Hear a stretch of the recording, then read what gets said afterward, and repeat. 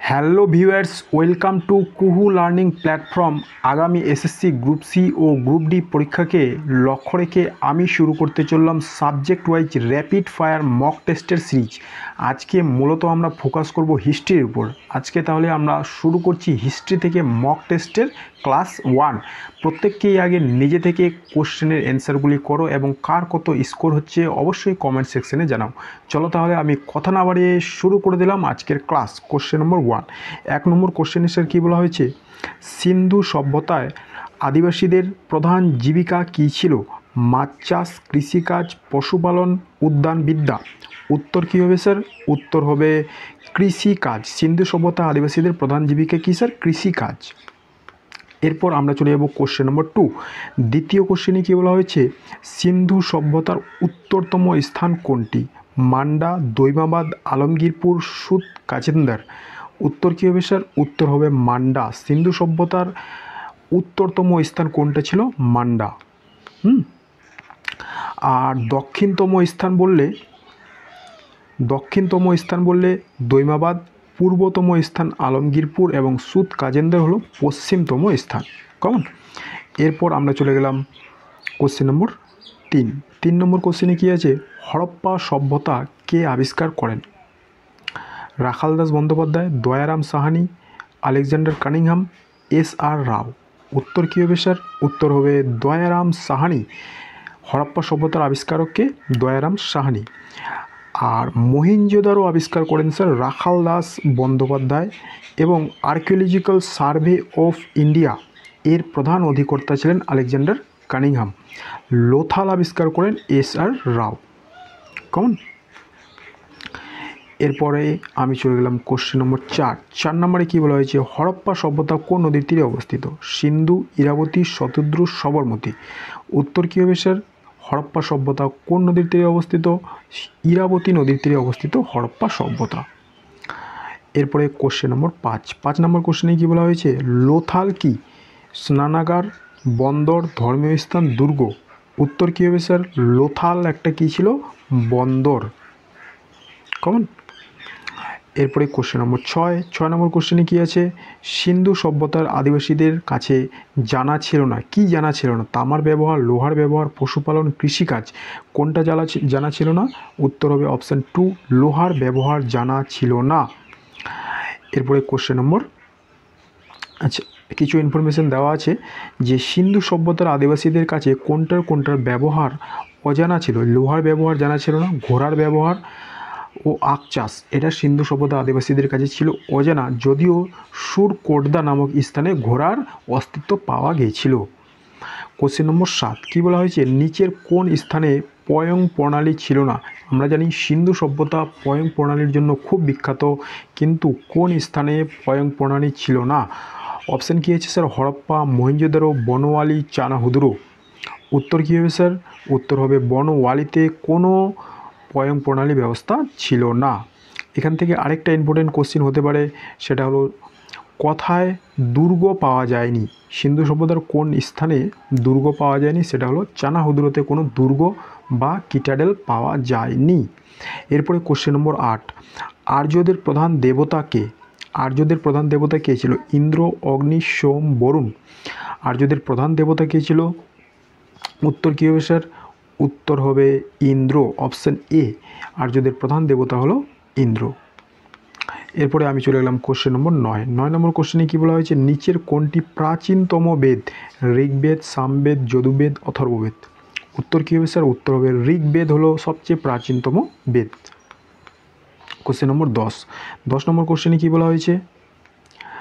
সত্যমেব জয়তি কথাটি কথায় উল্লেখ আছে? মুন্ডক উপনিষদ, যজুর্বেদ, অথর্ববেদ, ঋগ্বেদ। উত্তর কী হবে স্যার? উত্তর হবে মুন্ডক উপনিষদে আমরা সত্যমেব জয়তে কথাটি উল্লেখ পেয়েছিলাম। এরপরে কিছু তথ্য দেওয়া আছে। যজুর্বেদে আমরা উৎসর্গের প্রার্থনা পাই, অথর্ববেদে আমরা জাদুবিদ্যা সম্পর্কে জানতে পারি এবং ঋগ্বেদের দশম মণ্ডলের পুরুষ সূত্রে জাতিভেদ প্রথার কথা উল্লেখ আছে। এরপরে কোশ্চেন নম্বর 11। 11 নম্বর কোশ্চেনে কী বলা হয়েছে? জৈন ধর্মের প্রথম তীর্থঙ্করকে? ঋষভদেব, পার্শ্বনাথ, মহাবীর, গৌতম বুদ্ধ। জৈনদের মোট 24 জন তীর্থকর, তার মধ্যে প্রথম তীর্থঙ্কর কে ছিলেন? উত্তর হবে স্যার ঋষভদেব হলেন প্রথম তীর্থঙ্কর। এবং 24তম কে ছিলেন? 24তম ছিলেন মহাবীর। কোশ্চেন নম্বর 12, জৈনদের প্রধান ধর্মগ্রন্থ কোনটি? ত্রিপিটক, দ্বাদশঙ্গ, গীত গোবিন্দ, গীতা। উত্তর কী হবে স্যার? উত্তর হবে দ্বাদশঙ্গ, এবং ত্রিপিটক হলো বৌদ্ধদের প্রধান গ্রন্থ। কোশ্চেন নম্বর 13, গৌতম বুদ্ধের জন্মস্থান কোথায়? বৈশালী জেলার কুদগ্রামে, কপিলাবস্তুর লুম্বিনী, সারনাথ, কুশীনগরে। উত্তর কী হবে স্যার? উত্তর হবে কপিলাবস্তুর লুম্বিনীতে গৌতম বুদ্ধ জন্মগ্রহণ করেন, এবং বৈশালী জেলার কুদগ্রামে জন্মগ্রহণ করেছিলেন জৈন ধর্মের প্রবর্তক মহাবীর। আর সারনাথে গৌতম বুদ্ধ ধর্মচক্র প্রবর্তন করেন, এবং কুশীনগরে তিনি দেহত্যাগ করেছিলেন। এরপরে কোশ্চেন নম্বর 14, নিচের কোনটি গণতান্ত্রিক রাজ্য? মগধ, ব্রিজি, গান্ধার, কুরু। উত্তর কী হবে স্যার? উত্তর হবে ব্রিজি হলো গণতান্ত্রিক রাজ্য। ষোড়শ মহাজন পদের সময়কালে দুটো গণরাজ্য ছিল, সেই দুটো গণরাজ্য কী কী স্যার? একটা ব্রিজি আর একটা মল্ল। এরপরে আমি চলে গেলাম কোশ্চেন নম্বর 15 নম্বর কোশ্চেনে কী বলা হয়েছে? মগধের হর্ষক্য বংশের প্রতিষ্ঠাতাকে? বিন্দুসার, চন্দ্রগুপ্ত মৌর্য, বিম্বিসার, অজাতশত্রু। উত্তর কী হবে স্যার? উত্তর হবে অপশান 3, বিম্বিসার হলো মগধের হর্ষক্য বংশের প্রতিষ্ঠাতা। এবং মৌর্য বংশের প্রতিষ্ঠাতা কে ছিলেন? চন্দ্রগুপ্ত মৌর্য। চন্দ্রগুপ্ত মৌর্যের প্রধানমন্ত্রী কে ছিলেন? কৌটিল্য, সেলুকাস, মেগাস্তিনিস, দ্বিতীয় চন্দ্রগুপ্ত। উত্তর কী হবে স্যার? উত্তর হবে কৌটিল্য অথবা চাণক্য। একই ব্যক্তির দুটো নাম ছিলেন চন্দ্রগুপ্ত মৌর্যের প্রধানমন্ত্রী। ইন্ডিকা গ্রন্থের রচয়িতাকে? Kautilya, Seleucus, Megasthenes, Kalidas. উত্তর কী হবে স্যার? উত্তর হবে মেগাস্তিনিস হলো ইন্ডিকা গ্রন্থের রচয়িতা। আর অর্থশাস্ত্রের রচয়িতা কৌটিল্য। কোশ্চেন নম্বর 18, সম্রাট অশোক কবে সিংহাসনে আরোহণ করেন? 269 খ্রিস্টপূর্বাব্দে, 273 খ্রিস্টপূর্বাব্দে, 261 খ্রিস্টপূর্বাব্দে, 283 খ্রিস্টপূর্বাব্দে। উত্তর কী হবে স্যার? উত্তর হবে 273 খ্রিস্টপূর্বাব্দে অশোক সিংহাসনে আরোহণ করেন, এবং তার রাজ্যাভিষেক হয় 269 খ্রিস্টপূর্বাব্দে। কলিঙ্গ যুদ্ধ হয় 261 খ্রিস্টপূর্বাব্দে। এগুলো কিন্তু খ্রিস্টপূর্বাব্দ, অর্থাৎ বেশি থেকে কমে আসছে। আর কোশ্চেন নম্বর 19, সম্রাট অশোক কোন ধর্মের পৃষ্ঠপোষক ছিলেন? জৈন, বৌদ্ধ, ব্রাহ্মণ, পালি। কোন ধর্মের পৃষ্ঠপোষক ছিলেন? বৌদ্ধ ধর্মের পৃষ্ঠপোষক ছিলেন সম্রাট অশোক। কোশ্চেন নম্বর 20, হর্ষচরিত এর রচয়িতা কে? হর্ষচরিত কে রচনা করেন? হর্ষচরিত কে রচনা করেন? হিউয়েন-সাং, বাণভট্ট, জয়দেব, কালিদাস। উত্তর কী হবে স্যার? বাণভট্ট রচনা করেন হর্ষচরিত। হর্ষবর্ধনের সভাকবি বাণভট্ট রচনা করেন হর্ষচরিত, এবং হিউয়েন-সাংয়ের রচনা ছিল সিইউকি। ওকে। কোশ্চেন নম্বর 21, পাল বংশের প্রতিষ্ঠাতাকে? পাল বংশের প্রতিষ্ঠাতাকে? ধর্মপাল, গোপাল, দেবপাল, রামপাল। উত্তর কী হবে স্যার? উত্তর হবে পাল বংশের প্রতিষ্ঠাতা হলো গোপাল, অপশান 2।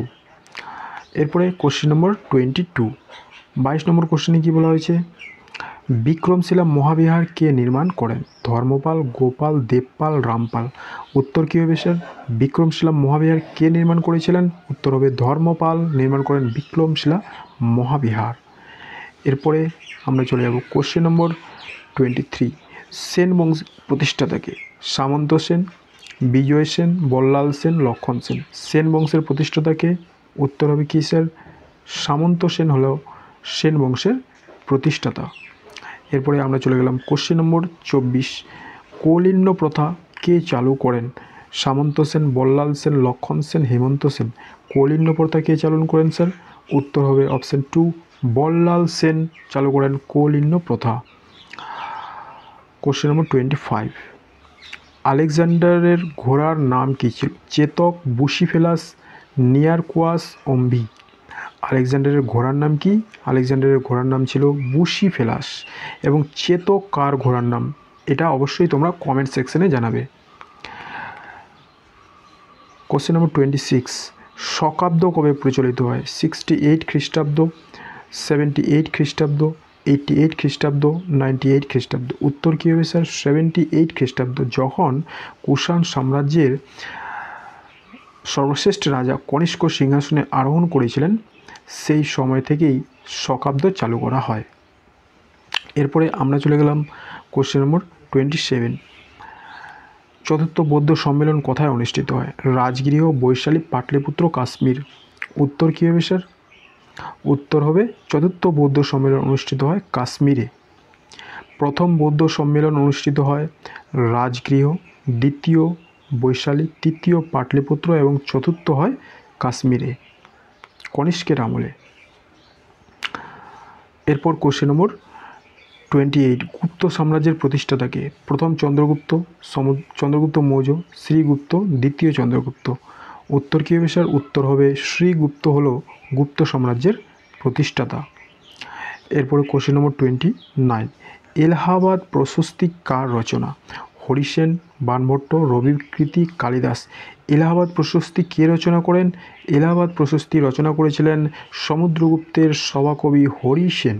সমুদ্রগুপ্তের সভাকবি হরিসেন এলাহাবাদ প্রশস্তি রচনা করেন। এরপরে আমি চলে গেলাম কোশ্চেন নম্বর 30। 30 নম্বর কোশ্চেনে কী বলা হয়েছে? কোন গুপ্ত সম্রাট হুন আক্রমণ প্রতিহত করেন? সমুদ্রগুপ্ত, দ্বিতীয় চন্দ্রগুপ্ত, কুমারগুপ্ত, স্কন্দগুপ্ত।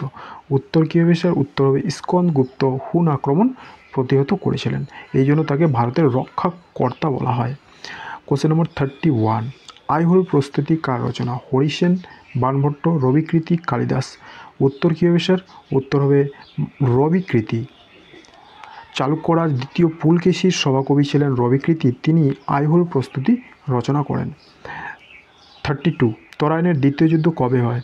1091 খ্রিস্টাব্দে, 1191 খ্রিস্টাব্দে, 1192 খ্রিস্টাব্দে, 1194 খ্রিস্টাব্দে। উত্তর কী হবে স্যার? তরাইনের দ্বিতীয় যুদ্ধ হয়েছিল 1192 খ্রিস্টাব্দে, যেখানে মোহাম্মদ ঘুরি পৃথিবীরাজ চৌহানকে পরাজিত করেছিলেন। কিন্তু তরাইনের প্রথম যুদ্ধ 1191 খ্রিস্টাব্দে হয়, সেই সময় পৃথিবীরাজ চৌহান মোহাম্মদ ঘুরিকে পরাজিত করেন। এরপরে আমরা চলে গেলাম next question, question number 33। Das বংশের প্রতিষ্ঠাতাকে? সুলতান রাজিয়া, ইলতুৎমিশ, কুতুবউদ্দিন আইবক, জিয়াসউদ্দিন বলবন। উত্তর কী হবে স্যার? দাস বংশের প্রতিষ্ঠাতা আমরা সবাই জানি কুতুবউদ্দিন আইবক। এই সময় থেকেই ভারতে সুলতানি সাম্রাজ্যের প্রতিষ্ঠা হয়।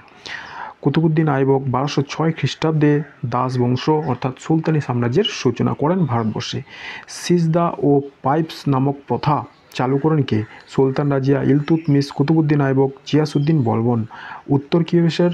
উত্তর হবে জিয়াসউদ্দিন বলবন সিজদা ও পাইপস নামক প্রথা চালু করেন। এরপর আমরা চলে গেলাম কোশ্চেন নম্বর 35। কী বলা হয়েছে? 40 চক্র উচ্ছেদ করেন কে? সুলতান রাজিয়া, ইলতুৎমিশ, কুতুবউদ্দিন আইবক, জিয়াসউদ্দিন বলবন। উত্তর কী হবে স্যার? উত্তর হবে 40 চক্র উচ্ছেদ করেছিলেন জিয়াসউদ্দিন বলবন, শুরু করেছিলেন ইলতুৎমিশ আর উচ্ছেদ করেন জিয়াসউদ্দিন বলবন। জিয়াসউদ্দিন বলবন কিন্তু 40 চক্রেরই একজন সদস্য। Question number 36। 36 নম্বর কোশ্চেনে কী বলা হয়েছে? খলজি বংশের প্রতিষ্ঠাতাকে? খলজি বংশের প্রতিষ্ঠাতা কে? খলজি বংশের প্রতিষ্ঠাতা কে? আলাউদ্দিন খলজি, ইলতুৎমিশ, জালালউদ্দিন খলজি, মোহাম্মদ বিন তুগলক। উত্তর কী হবে স্যার? উত্তর হবে জালালউদ্দিন খলজি হলেন খলজি বংশের প্রতিষ্ঠাতা, Jalaluddin Khalji. Common. Question number 37। Ibn Battuta কার আমলে ভারত আসেন?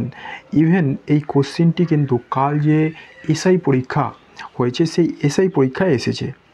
2025 এসআই পরীক্ষায় ইবন বতুতা কার আমলে ভারতে আসেন এই কোশ্চেনটি এসেছে। আলাউদ্দিন খলজি, ইলতুৎমিশ, জালালউদ্দিন খলজি, মোহাম্মদ বিন তুগলক। উত্তর কী হবে স্যার? উত্তর হবে মোহাম্মদ বিন তুগলক। কমন। ভারতের তোতা পাখি কাকে বলা হয়? ভারতের তোতা পাখি কাকে বলা হয়? ইবন বতুতা, হিউয়েন সাং, আমির খসরু, মার্কো পোলো। উত্তর কী হবে স্যার? উত্তর হবে আমির খসরু, যিনি সেতার আবিষ্কার করেন। Question number 39। দিল্লি থেকে দৌলতাবাদের রাজধানী স্থানান্তরিত করেন কে? আলাউদ্দিন খলজি, ইলতুৎমিশ, জালালউদ্দিন খলজি, মোহাম্মদ বিন তুগলক। উত্তর কী হবে স্যার? উত্তর হবে মোহাম্মদ বিন তুগলক, যাকে আমরা পাগলা রাজা বলে চিনি। Question number 40। লোদি বংশের প্রতিষ্ঠাকে? প্রতিষ্ঠাতাকে? ইব্রাহিম লোদি, বহলুল লোদি, সিকান্দার লোদি, খিজির খা। লোদি বংশের প্রতিষ্ঠাতা কে ছিলেন? বহলুল লোদি হলেন লোদি বংশের প্রতিষ্ঠাতা, আর ইব্রাহিম লোদি হলেন লোদি বংশের শেষ শাসক। খিজির খা ছিলেন সৈয়দ বংশের প্রতিষ্ঠাতা। কমন। এরপর আমরা চলে গেলাম আমাদের লাস্ট কোশ্চেন। এই কোশ্চেনটা থাকছে তোমাদের হোম টাস্ক। অবশ্যই সবাই কমেন্ট সেকশনে জানাবে পানিপথের প্রথম যুদ্ধ কবে হয় এবং এর ফলাফল কী। ক্লাসটি দেখার জন্য সবাইকে ধন্যবাদ।